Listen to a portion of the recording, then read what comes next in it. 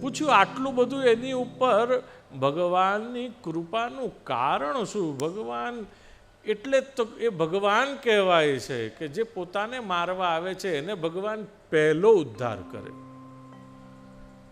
આપણે તો મનમાં એવું ગાંઠ બાંધીએ કે આ મારો દુશ્મન છે, શત્રુ છે, પહેલા હું એનો કાંટો કાઢું.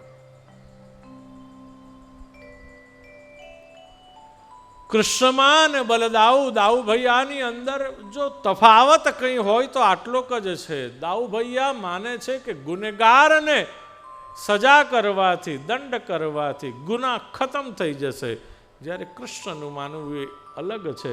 કૃષ્ણ કહે છે ગુનેગારને મારવામાં મજા નથી, ગુનાહની વૃત્તિને ખતમ કરવાથી સાચા અર્થમાં પરિણામ સકારાત્મક આવશે. બંનેની માનસિકતામાં આટલોક જ ફરક છે.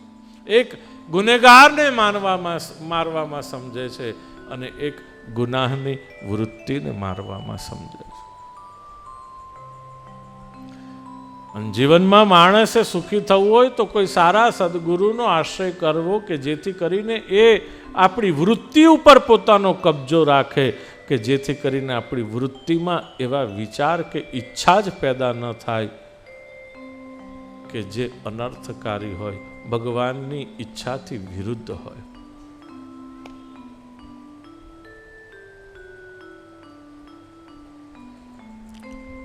ફરી ફરીને એક જ શબ્દ આપણે જોવાનો છે, વાગોળતા રહેવાનું છે કે જેથી કરીને ભૂલી ન જવાય. અને વાગોળવાનો શબ્દ એક જ છે વાલા કુટુંબીજનો. કંઈ પણ કરતા પહેલાં જરાક વિચાર કરી લો કે આમાં મારા અભિષ્ટનો રાજીપો છે, મારા ઈષ્ટનો આમાં રાજીપો છે.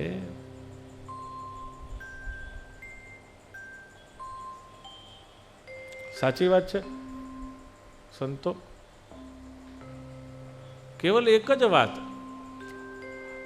આ સંપ્રદાયમાંથી બીજું કંઈ લેવાય ન લેવાય ને તો આટલો કંઈક શબ્દ લેવાય તો પણ પૂરતું છે, રાજીપો.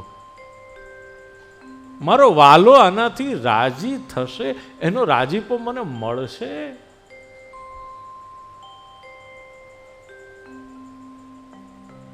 ભગવાન બહુ દયાળુ છે વાલા કુટુંબીજનો. વિચાર તો કરો, લોકોએ પૂછ્યું કે આટલી બધી કરુણા. બોલે ભગવાન જ્યારે વામન બની અને બલીને ત્યાં ગયા એ વખતે એની દીકરી લક્ષ્મણાએ જોયું કે આ તો કેટલો સુંદર દીકરો છે, મારે આવો દેવ જેવો દીકરો હોય તો. ભગવાનની પાસે ઊભા રહીને ભગવાનના સંબંધી ઈચ્છા કરો ને ભગવાન પૂરી ન કરે એવું બને ખરું ભલા માણસ? ભગવાન કે તથાસ્તુ. થોડી વાર રહીને ભગવાને વામનમાંથી વિરાટ સ્વરૂપ ધારણ કર્યું. એને થયું લક્ષ્મણાને કે અરે આ તો મારા બાપનો શત્રુ, જેનો વધ કરવો જોઈએ. ભગવાન કે તથાસ્તુ. તો કે આ તારી બે ઈચ્છા એક સાથે કેવી રીતે પૂરી કરવાની? એટલે બીજા જન્મમાં એને પૂતના બનાવી કે શત્રુભાવથી વિષપાન અને પુત્ર ભાવથી સ્તનપાન. અને છતાં પણ તમે જુઓ તો ખરા કેવી દિવ્ય ગતિના દાન કર્યા. બોલે જે ગતિ માં યશોદાને મળે એ ગતિના દાન પૂતનાને કર્યા છે. આપણને ન મળે. જો પૂતના ભગવાનને મારવા ગઈ હતી છતાં ભગવાને એને આવી દિવ્ય ગતિના દાન કર્યા, તો આપણને કઈ ગતિના દાન ન કરે ભગવાન? ભલા માણસ. ભગવાન દયાળુ છે, કોઈને સજા કરતો જ નથી, બધાને માફ જ કરે રાખે છે. આપણામાં ભગવાનમાં ફરક આટલોક જ છે. કોઈ કહે કે આ માટીનો ફરક, પંચ તત્વનો ફરક, સચ્ચિદાનંદ તત્વનો ફરક. શેનો ફરક? ફરક જો કોઈ પૂછે ભગવાનને આપણા વચ્ચેનો અને કોઈને કહેવાનું મન થાય તો આટલોક જ ફરક છે કે man gets and forgets, God gives and forgives. માણસ લે છે અને ભૂલી જાય છે, ભગવાન માફી આપે છે અને આપે છે અને માફી આપી દે છે. બસ આપણામાં ભગવાનમાં આટલો ફરક.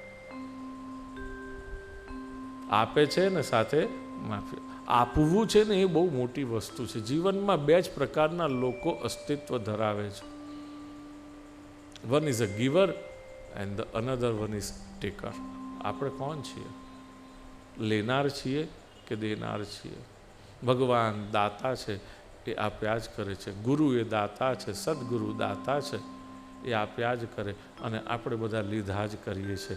કોઈ દી પાછું વળીને જોતા જ નથી ને કહેતા જ નથી કોઈ તે મને આટલું બધું આપ્યું એ બદલ હું તારો આભાર માનું છું. કોક દી તો ભગવાનને થેન્ક યુ કહો મારા વાલા. કીધું તમે 5 જણને મેં કહ્યું તું ગોતવાનું, રોજ 5 જણને ગોતવાના હતા ને કહેવાનું હતું કે થેન્ક યુ. રોજ 5 જણને ગોતવાના હતા ને કહેવાનું હતું કે સોરી. રોજ 5 જણને ગોતીને કહેવાનું હતું કે આઈ લવ યુ. કહ્યું કોઈ?